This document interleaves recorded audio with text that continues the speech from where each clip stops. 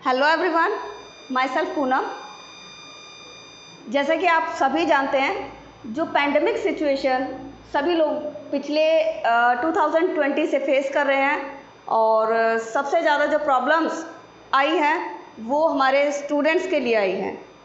और स्टूडेंट्स की अगर बात करें तो उन्होंने स्टार्टिंग में ऑनलाइन क्लासेस की अगर बात करें तो उन्होंने बहुत अच्छे से ली, बट धीरे धीरे उनका इंटरेस्ट उन क्लासेस में ख़त्म हो गया। अब उस इंटरेस्ट को कैसे बनाया जाए? बहुत से बच्चे ऐसे हैं कि जिन्होंने तो बायो की क्लास ली ही नहीं। जैसा कि हमने कुछ स्कूल्स का सर्वे किया, उनमें पता लगा कि क्लासेस वो ले ही नहीं रहे because they told bio terms बहुत ज़्यादा बड़ी बड़ी होती हैं और वो लर्न नहीं होती। मैं ये कहूँगी कि बायो के टर्म्स जो हैं इतनी ईजी हैं कि इतना ईजी दाल चावल बनाना भी नहीं है, राइट। और बायो को बहुत ज़्यादा टफ उसमें लिया जाता है, बहुत ज़्यादा टफ उसमें लिया जाता है। बट इस पैंडेमिक सिचुएशन की बात करें तो इस पैंडेमिक सिचुएशन सबसे ज़्यादा जो है मेडिकल स्टूडेंट्स की डिमांड रही है। मेडिकल स्ट्रीम्स जिन्होंने चूज़ की थी उनकी डिमांड रही है, चाहे वो पैथोलॉजी लैब थी, चाहे वो हमारे डॉक्टर्स थे, चाहे वो हमारे नर्स थे। सभी कौन सी स्ट्रीम से पढ़े थे? वो मेडिकल स्ट्रीम से पढ़े थे, राइट। तो bio not a very hard subject, it is a very easy subject and I make sure कि आप लोगों का इंटरेस्ट इस क्लास के बाद इतना ज़्यादा हो जाएगा कि आप 100% बहुत अच्छे से जो है इस क्लास को अटेंड भी करेंगे, आगे आने वाली सीरीज़ को भी अटेंड करेंगे और किसी दूसरे को बहुत अच्छे लेवल से समझा भी पाएंगे। क्योंकि बायो में क्या है, बहुत हमें बेस से लेकर चलना पड़ता है कि जैसे एक रूम तैयार होता है, रूम तैयार करने के लिए हम क्या करते हैं, कुछ कंक्रीट लेकर आते हैं, कुछ हम सीमेंट लेकर आते हैं और कुछ ईंटें लेकर आते हैं और उनसे बिल्ड करते हैं। उसी तरीके से बायो को बिल्ड करने के लिए, बायो के नॉलेज को लेने के लिए हमें बहुत बेसिक चीज़ों को ध्यान में रखना पड़ता है। और वो बेसिक चीज़ें कौन सी होती हैं वो हम यहाँ पर डिस्कस करेंगे, राइट। सबसे पहली बात तो ये है कि बहुत सारे बच्चों से मैंने क्वेश्चन किया कि what is the meaning, anybody can define the meaning of biology, right. तो they can say this is the study of plants and this is the study of animals, right. But I can say bio, this is the study of livings, those are present on the earth, other plants, animals, micro organisms, right. ये सारे किस में आते हैं? ये सारे हमारे bio में ही आते हैं। क्लियर?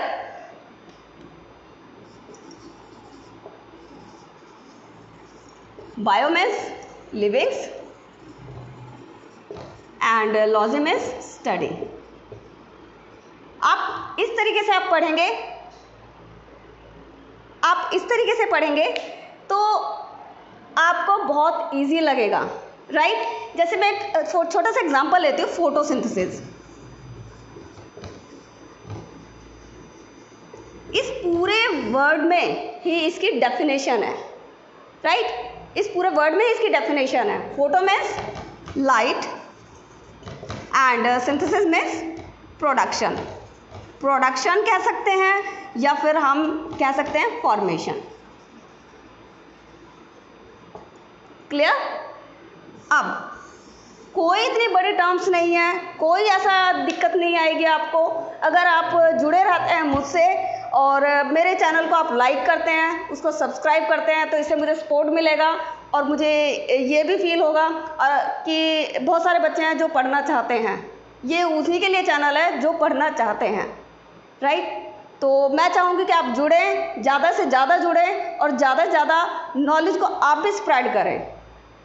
क्लियर? इस YouTube चैनल के माध्यम से। क्लियर? तो इस टाइप से अगर हम पढ़ते हैं तो हमारे लिए बायो बहुत इजी हो जाती है।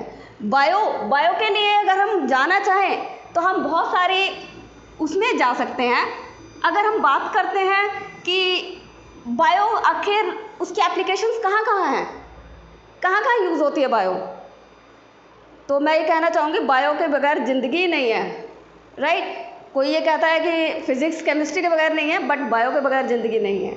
जैसे कि कोरोना के बारे में आपने देख लिया होगा, पिछले 2 साल से सभी को घरों में बंद कर रखा है, राइट। तो बायो की बात करें तो bio agriculture, medical and medicines, right, medicines and therapeutics, right. ये सारी की सारी किसका यूज़ हो रहा है? हमारी बायो का यूज़ हो रहा है, क्योंकि हम 10th के बाद हमारी स्ट्रीम जो बिल्कुल चेंज हो जाती है और उस चेंज स्ट्रीम में हम डिसाइड करते हैं कि हमें कहाँ जाना है। 11th क्लास से हमारा डिसीज़न हो जाता है कि we want to become a doctor, we want to become a engineer and we want to become a IAS officer, administrative officer. तो वहाँ से हमारी लाइनें अलग अलग हो जाती हैं।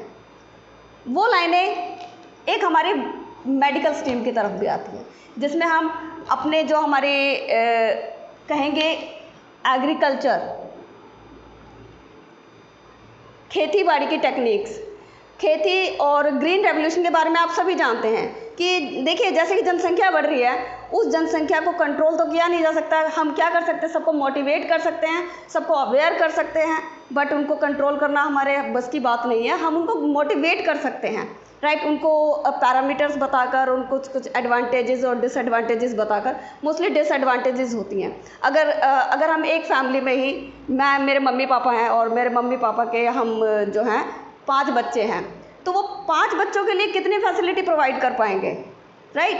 तो वो सारा क्या है? जनसंख्या इंक्रीज़ होना, उस जनसंख्या की डिमांड्स को कंप्लीट करना, वो हमारा एग्रीकल्चर में आता है, राइट। क्योंकि अब population wants food, shelter, right. अब फूड जो होगा, फूड का जो है रिक्वायरमेंट तो कम है, ज़्यादा है, बट उसकी सप्लाई कम है। तो वो सप्लाई इंक्रीज़ कैसे होगी? सप्लाई इंक्रीज़ होगी जब हम उसमें टेक्निक्स यूज़ करेंगे कि भाई एक ऐसे सीड्स को यूज़ करेंगे जिससे कि प्रोडक्शन ज़्यादा हो। एक छोटे से फार्मिंग एरिया में उसमें ज़्यादा पैदावार हो, राइट। तो टेक्निक्स कहाँ से आई?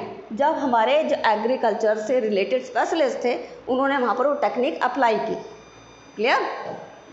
सेकेंड आता है हमारा मेडिकल में भी हम अपना रास्ता बना सकते हैं। वो मेडिकल में कैसे? देखिए, मेडिकल में बहुत सारी चीज़ें आती हैं। ऐसा नहीं है कि सारे बच्चे इंटेलिजेंट होते हैं या टॉप मोस्ट होते हैं। हर क्लास में और हर बच्चे के जो है इंडिविजुअल डिफरेंस होता है, उनकी ब्रेन सबका इक्वल होता है, बट जो होता है ना कि कैसे वो क्या करते हैं, अपने आप को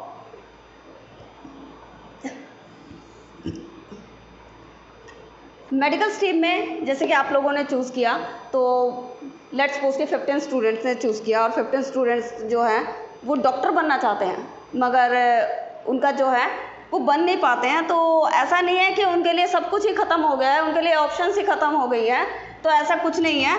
तो वो इस मेडिकल को लेकर इस मेडिकल को आगे बढ़ा सकते हैं। कहाँ कहाँ पर? वो फार्मेसी में भी अपना अप्लाई कर सकते हैं, वो अपना एग्रीकल्चर में भी जा सकते हैं, राइट। और वो अपना आगे फर्दर ग्रेजुएशन कर सकते हैं। क्लियर? ग्रेजुएशन भी कर सकते हैं और ग्रेजुएशन में भी वो स्पेशलाइजेशन कर सकते हैं, जैसे कि बायोटेक है और अदर सब्जेक्ट्स हैं, राइट, माइक्रोबायोलॉजी है, जेनेटिक्स है, वहाँ पर भी अपना इससे रिलेटेड कर सकते हैं और उस ग्रेजुएशन को आगे बढ़ाकर पोस्ट ग्रेजुएशन एंड डॉक्टरेट भी कर सकते हैं। ऐसा नहीं है ख़त्म हो गया है, आप धीरे धीरे चलते रहिए, चलते ज़रूर रहिए, रुकिए मत। और नेक्स्ट हमारा आता है मेडिसिन्स में जैसे कि आप जानते हैं कि सब कुछ देखिए आपको जो है रिलेटेड हो गया आपका पेंडेमिक सिचुएशन से, कोरोना वायरस से, कोविड-19 से रिलेटेड हो गया है। तो इसमें सबसे ज़्यादा जो हमें ज़रूरत पड़ रही है वो किस चीज़ की पड़ रही है? वो हमें पड़ रही है वैक्सीन की, राइट। उस वैक्सीन को कैसे डेवलप किया जाता है, कैसे बनाया जाता है, उसकी फॉर्मेशन कैसे होती है? तो वहाँ पर हमारी बायोटेक का यूज़ होता है, बायोटेक्नोलॉजी, राइट। अब ये बायोटेक्नोलॉजी किस चिड़िया का नाम है? भाई ये चिड़िया है कि जिसमें लिविंग्स को एक टेक्निक के रूप में लिया जाता है। ऐसे livings like micro organisms, like bacteria, right. Bacteria के जेनेटिक मटेरियल को मैनिपुलेट कर दिया जाता है, उसमें कुछ अल्ट्रेशन कर दी जाती है और उसके अंदर से उसके थ्रू हम अपनी वैक्सीन को डेवलप कर सकते हैं। Right, clear.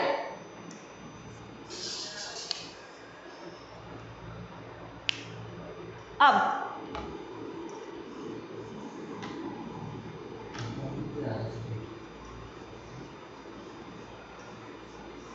तो आपको अब घबराने की ज़रूरत नहीं है क्योंकि आप मेरे साथ हैं। राइट, मेरे साथ हैं, कोई घबराने की ज़रूरत नहीं है। ये बच्चों की डिमांड के ऊपर ही मैंने स्टार्ट किया है, अदरवाइज़ मेरे को कोई ज़रूरत भी नहीं थी स्टार्ट करने की। बच्चों की डिमांड पर कि बच्चों का लॉस नहीं होना चाहिए, चाहे वो मेरे पिछले स्कूल के थे, चाहे वो आगे वाले स्कूल के हैं। बच्चों का लॉस मैं नहीं चाहती क्योंकि जो मेरा प्रोफेशन है वो मेरा प्रोफेशन है टीचिंग का। तो टीचिंग ऐसा नहीं है कि अर्निंग से ही होती है। राइट, बगैर अर्निंग भी अगर हम किसी को अपनी एजुकेशन का कुछ पार्ट दे सकते हैं तो वो बहुत ज़्यादा, और उस पार्ट से बच्चे अगर आगे बढ़ सकते हैं तो वो ज़रूर देना चाहिए। तो यही मेरी एक कोशिश है जिस कोशिश को तुम कामयाब करोगे। क्लियर। चलिए हम जो आज डिस्कस करेंगे वो हम डिस्कस करेंगे आज 11th का एक टॉपिक डिस्कस करेंगे, द लिविंग वर्ल्ड।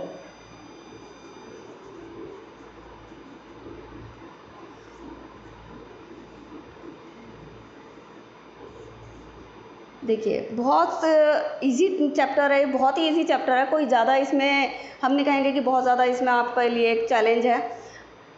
सबसे पहले इस चैप्टर का नेम को हम डिस्क्राइब करेंगे। चैप्टर का नेम क्या है? द लिविंग वर्ल्ड, जीवों का संसार। राइट, जीव होते क्या हैं, कैसे डिफाइन करेंगे? कुछ कहते हैं कि भाई जो चल फिर सकते हैं वो लिविंग्स होते हैं, कुछ कहते हैं जो सांस लेते हैं वो लिविंग्स होते हैं, और कुछ ये कहते हैं जिनकी ग्रोथ होती है वो लिविंग्स होते हैं। बट मैं कहना चाहूँगी कि जिनके अंदर ये इस तरह के सारे फीचर्स होते हैं वो लिविंग्स में आते हैं। राइट, लाइक ग्रोथ,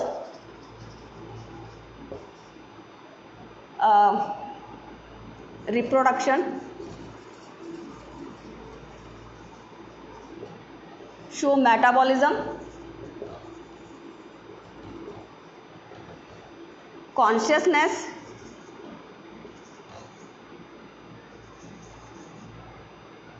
पहले हम 4 को ही थोड़ा सा एक्सप्लेन कर लेते हैं। सबसे पहले growth. Livings are those organism, they can reproduce, they can grow, they show metabolism and give response to the stimulus that are received from the surrounding. This is called consciousness. Right, अब growth की अगर हम बात करते हैं तो जैसे आपको पता होगा कि भाई आप जब छोटे थे जी, आपके घर में किसी छोटे बच्चे ने जन्म लिया है तो उसकी ग्रोथ आप देखते हैं उसका वजन कुछ किलो में होता है, 3 किलो है या फिर 4 किलो है। राइट, या इससे भी कम है। तो डे बाय डे वो इंक्रीज़ होता है, उसका वेट भी इंक्रीज़ होता है, उसकी हाइट भी इंक्रीज़ होती है। तो ये क्या है कि ग्रोथ का मतलब ये नहीं है कि हाइट में इंक्रीज़ होना। ग्रोथ का मतलब अगर हम सेल लेवल पर लेकर चलें तो सेल लेवल पर कहेंगे कि हम increase number of cell, increase the size of cell, that we call growth. Clear? ऐसे ऑर्गेनिज्म जो ग्रोथ शो करते हैं उनको हम लिविंग्स के अंदर रखते हैं। अब मैंने ये पेन है मेरे हाथ में, मार्कर है, मार्कर मैंने रख दिया, 2 साल के लिए रख दिया, 3 साल के रख दिया, बस ये इतना ही रहा, तो मैं इसको तो नहीं कहूँगी लिविंग है। राइट, ये लिविंग में नहीं आता है क्योंकि इसकी ना तो ग्रोथ हो रही है ना ही स्टिमुलस रिसीव कर रहा है, कुछ नहीं है इसका। Second, reproduction. रिप्रोडक्शन मीन्स कि organism they can show they reproduce by sexual and asexual methods.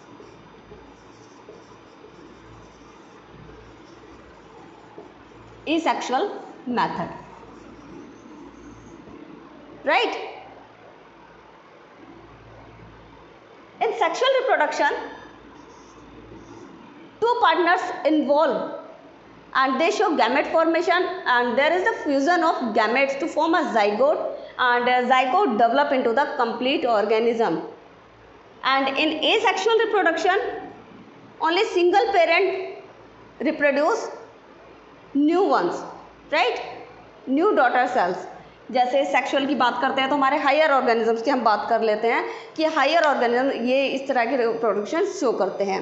जैसे कि ह्यूमन बींग्स हो गए और जितने भी आपके सराउंडिंग में है, जैसे कैटल्स हैं, बफलो, काओ, डॉग्स, कैट्स, रैट्स, ये सारे क्या हैं, ये सेक्सुअली रिप्रोड्यूस करते हैं। प्लांट्स भी सेक्सुअली रिप्रोड्यूस करते हैं।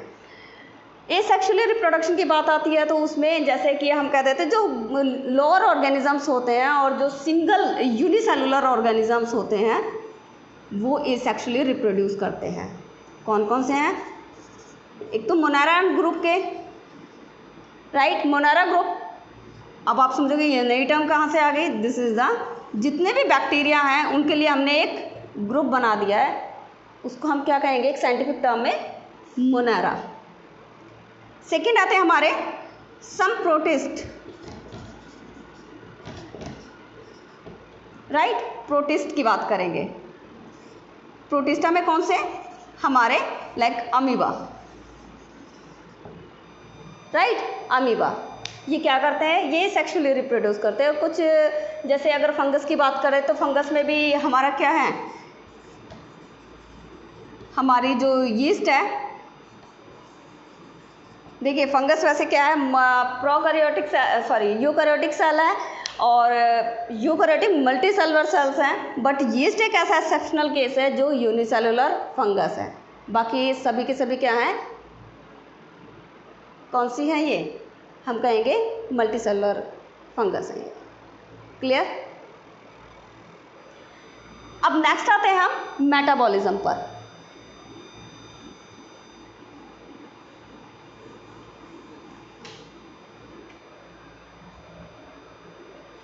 मेटाबॉलिज्म क्या है? Metabolism, this is the sum total of anabolism and catabolism, right, sum total.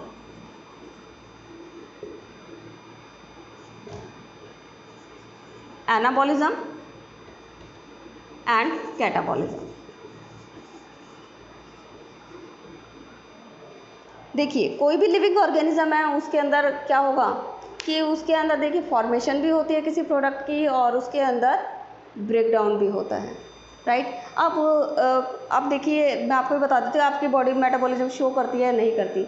आपने कोई भी खाना खाया है, किसी भी टाइम खाया है, तो वो डाइजेस्ट हो रहा है, इट मीन्स उसका ब्रेक डाउन हो रहा है। ब्रेक डाउन किसके हेल्प से हो रहा है? कुछ एंजाइम्स जो है हमारे डाइजेस्टिव सिस्टम जो है सिक्रीट कर रहा है, बिकॉज डाइजेस्टिव सिस्टम जो है डाइजेस्टिव ग्लैंड्स के साथ एसोसिएटेड है, राइट। तो that digestive glands they secrete some chemical substance and they help in the break down of the complex molecule into simpler ones, right. तो जो ब्रेक डाउन करते हैं कॉम्प्लेक्स को सिंपलर में, that is called catabolism, right. इसको हम कहेंगे break down of complex molecule, this is catabolism. And anabolism, this is the formation of product,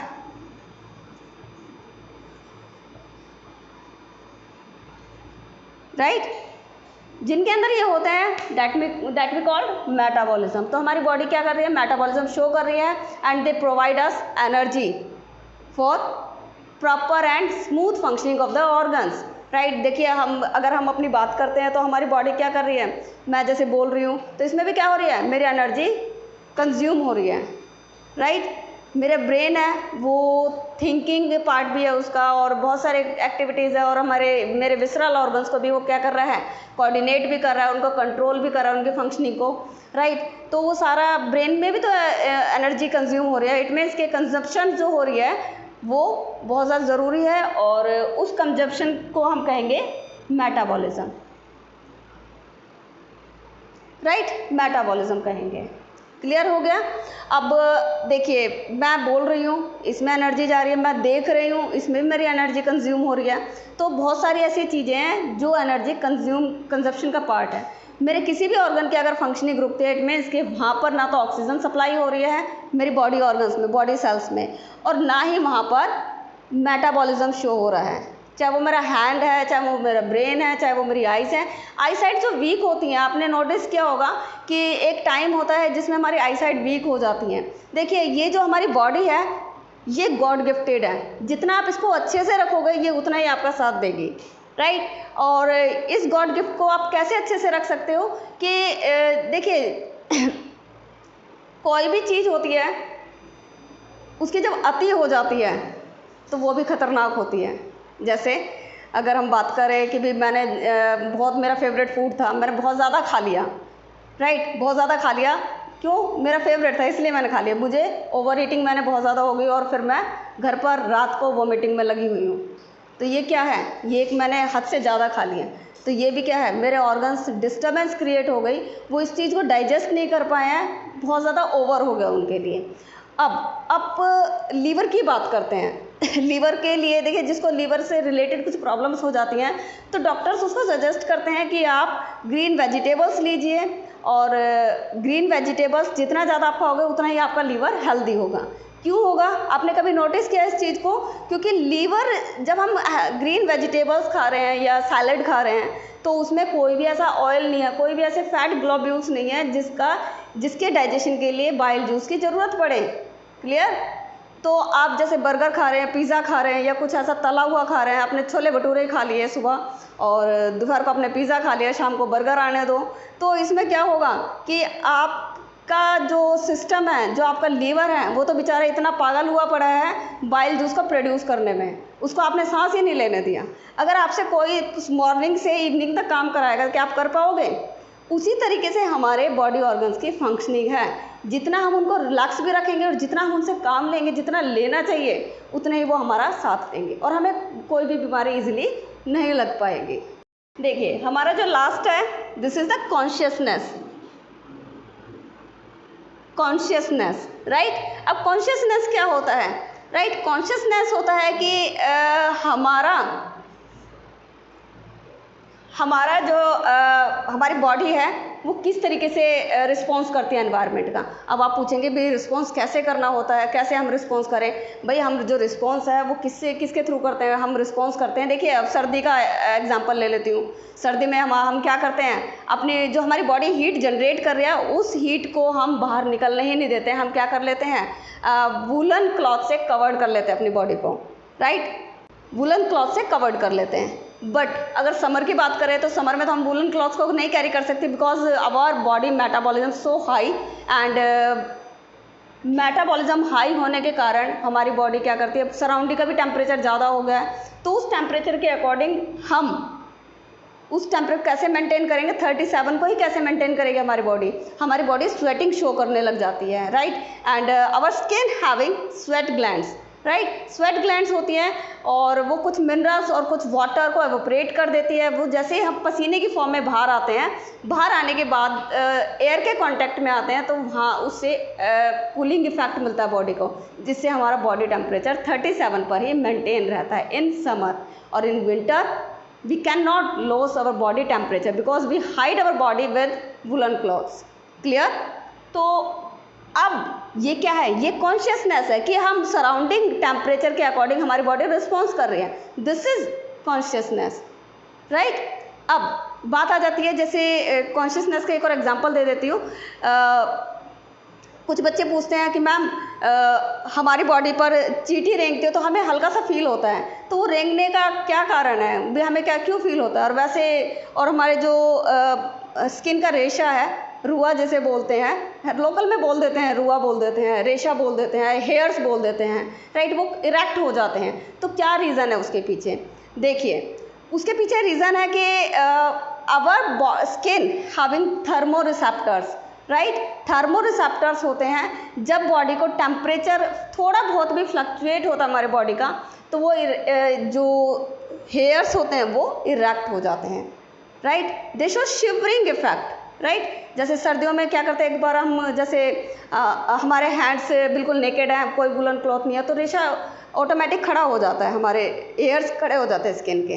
तो वो क्या है, वो हमारी बॉडी सेल्स क्या करती है, शिवरिंग शो करती है, और शिवरिंग के कारण हमारा बॉडी टेम्परेचर मेंटेन होता है। और थिग्मो रिसेप्टर्स की भी बात करते हैं। टच, हमारी स्किन क्या करती है, थर्मो रिसेप्टर्स तो है ही, बट वो टच को, प्रेशर को और टेम्परेचर को फील कर सकती है, राइट? जैसे मेरा ये फिंगर है, ये किसी पत्थर के नीचे दब गई है तो ये भी तो फील ही हो रहा है ना। कौन फील कर रहा है?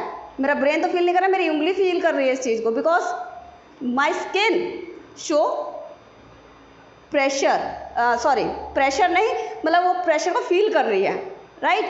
तो this is the consciousness, right. अब any living body they can response to any stimulus from the surrounding, clear. अब ये स्टिमुलस ऐसा नहीं है कि सराउंडिंग से ही होते हैं। अब आप पूछेंगे मैम इंटरनल जो ऑर्गन्स होते हैं वो कैसे रिस्पॉन्स करते हैं, वो कैसे कोऑर्डिनेट होते हैं, हाँ डाइजेशन कैसे कोऑर्डिनेट होता है, और जो किडनी है वो फिल्ट्रेशन कैसे कोऑर्डिनेट कर रही है, कैसे वो रिस्पॉन्स करती है कि भाई उसे इतना ही फिल्टर करना है। और जो हमारी सलाइवरी ग्लैंड्स है, गोलगप्पों को देख के मुंह में पानी आ जाता है, this is also stimulus, right.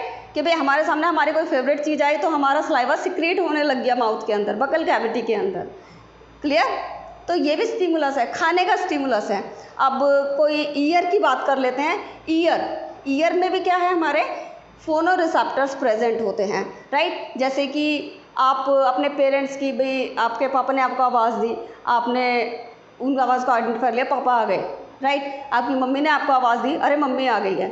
भाई फ़ोन पर कोई बात कर रहा है तो भाई ये मेरी दादी की आवाज़ है, तो आइडेंटिफाई कहाँ से कर रहे हो, स्किन से कर रहे हो, नो, ये आप कहाँ से कर रहे हो, आपने कानों से सुना, उस आवाज़ को आप आइडेंटिफाई कर सकते हो। कोई बिल्ली आपके पास से गुजरी, बिल्ली बोली है तो उसको आप आइडेंटिफाई कर लोगे, भाई ये हाँ ये कैट की साउंड है, उसकी वॉइस है ये, clear. This is the consciousness. Plants भी कॉन्शियसनेस शो करते हैं, वो रिस्पॉन्स करते हैं किसी भी स्टिमुलस को, सराउंडिंग के स्टिमुलस को, और वो सराउंडिंग के स्टिमुलस उन्हें कैसे, वो एबायोटिक फैक्टर से मिलते हैं, राइट। अब क्या होते हैं प्लांट्स के लिए एबायोटिक फैक्टर्स, जैसे कि सॉइल हो गया, temperature and water, right. Soil कैसे, भाई जिस टाइप की सॉइल होगी वहाँ पर उसी टाइप की वेजिटेशंस होंगी, राइट। सॉइल की अल्कलिनिटी ज़्यादा है, अल्कलाइन बहुत ज़्यादा है, सॉल्टी ज़्यादा है, तो उसी टाइप की वेजिटेशंस वहाँ पर होंगी। और टेम्परेचर भी इफेक्ट करते हैं प्लांट्स को। अगर टेम्परेचर देखिए, जैसे आपने देखा होगा कि जो हॉट डेजर्ट होता है और कोल्ड डेजर्ट होते हैं, do you know hot desert and cold desert. Hot desert like रेगिस्तान, थार रेगिस्तान, एंड कोल्ड डेजर्ट की अगर हम बात करें लद्दाख, राइट। जितने भी हमारे ग्लेशियर्स हैं वहाँ पर कोल्ड डेजर्ट है। तो ये दोनों ही जगह ऐसी हैं जहाँ पर कोई भी प्लांट और वेजिटेशंस होती नहीं है, राइट। तो वहाँ जहाँ का टेम्परेचर एक ऑप्टिमम होता है वहाँ पर प्लांट वेजिटेशंस बहुत ज़्यादा होती हैं। And water, availability of water and availability of water give more vegetation, right. तो this is the half portion of living world. After this lecture we learn about the taxonomical aids. Taxonomical aids, taxonomy and systematics, राइट। इन सब के बारे में हम पढ़ेंगे, clear. उसके थ्रू आपका ये चैप्टर क्लियर हो जाएगा। अगर आपका कोई भी डाउट है, कोई भी आपकी क्वेरी है, या आप चाहते हैं कि भी कोई भी आपको एक स्पेसिफिक टॉपिक पढ़ाया जाए, तो आप मुझे कमेंट बॉक्स में कमेंट कर सकते हैं, ताकि उससे रिलेटेड आपके लिए लेक्चर तैयार किया जाए, और लेक्चर को तैयार करके आपको डिलीवर किया जाए, राइट। आप इस चैनल को सब्सक्राइब करें, और कोई भी अगर कमी रह गई है तो कमेंट बॉक्स में भी आप मुझे बता सकते हैं कि मैम हमें इस तरीके से भी और समझाया जाए। मुझे खुशी मिलेगी कि मैं अपनी जो कमियां हैं उसको भी इम्प्रूव कर रही हूँ, और बच्चों का भी इंटरेस्ट बनने लग रहा है। मेरे लिए ज़्यादा जो इम्पोर्टेंट है वो ये है कि बच्चों का इंटरेस्ट और मेडिकल स्ट्रीम में बच्चों को आगे बढ़ाना, ये मेरा मोटिव है। इसीलिए मैं स्टार्ट कर रही हूँ, और मेरा कोई रीज़न नहीं है, कोई भी मोटिव नहीं है। मैं चाहती हूँ कि जितने से ज़्यादा बच्चे देखें और ज़्यादा से ज़्यादा वो लाइक करें, सब्सक्राइब करें। Thank you.